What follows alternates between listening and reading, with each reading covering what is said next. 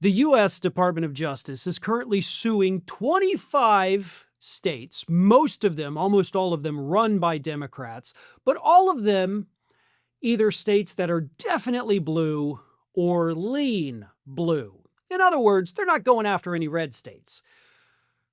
And they're suing these 25 states because those states have refused to turn over the Social Security numbers, the driver's license numbers, the personal addresses and phone numbers, and every other piece of confidential information that you have as a human being to the Department of Justice from their own state's voting rolls.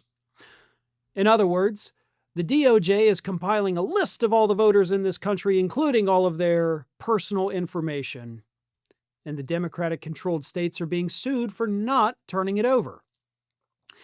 Which is ironic, because they're not the only states refusing.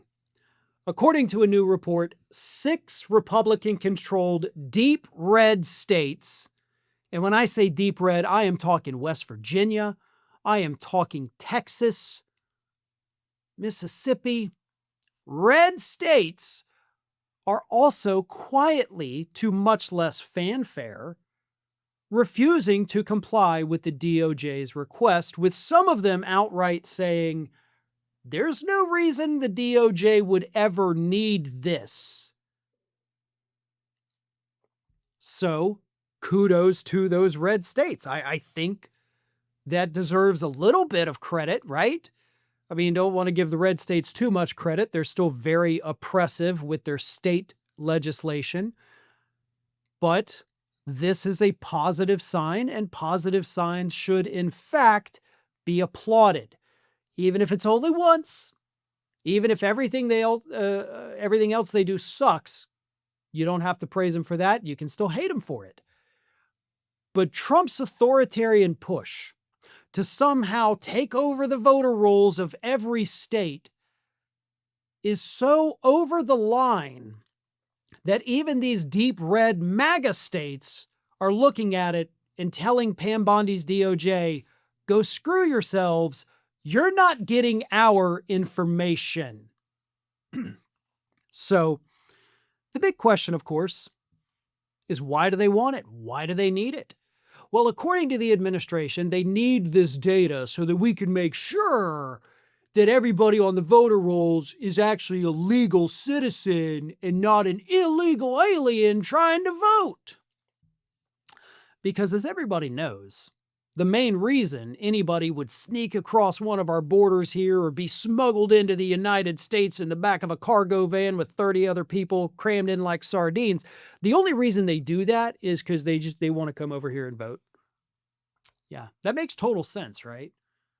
Like, you're going to go through all this trouble, breaking the law to get in this country illegally, just so you can waltz right into a polling station and say, all right, I'm filling in my arrow. Ha ha, suckers. For one vote.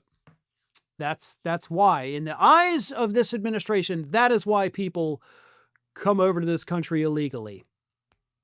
It's absurd. And that is, of course, an absurd example for me to use, but that is literally what they think is happening. So I encourage you, if you have a friend or if you see somebody on social media telling you that the illegals are voting, please send them the way I just described that and tell them to make sense of it, because that's what they believe. And I want them to hear how absurd it sounds. But the U.S. government does in fact have a database now called the SAVE database, of course, just like the SAVE Act. But even the Republicans, the Kentucky State Board of Elections, asked the DOJ, why are there so many false positives in this database? Like, why do you need this data when your own database is just effed up beyond repair? Because it is.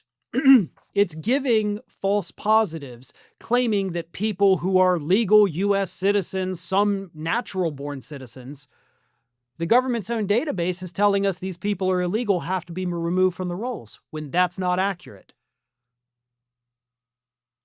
And these are from states that, some of them have given the information, and it still comes back all wrong. So not only do they want information that they should not be receiving, but they don't even know how to use it when they get it. Why? Because they're not actually looking for illegal people. They're looking for legal people that they can remove and leave it up to that individual to figure out if and why they've been removed. Because God knows they're not going to tell them.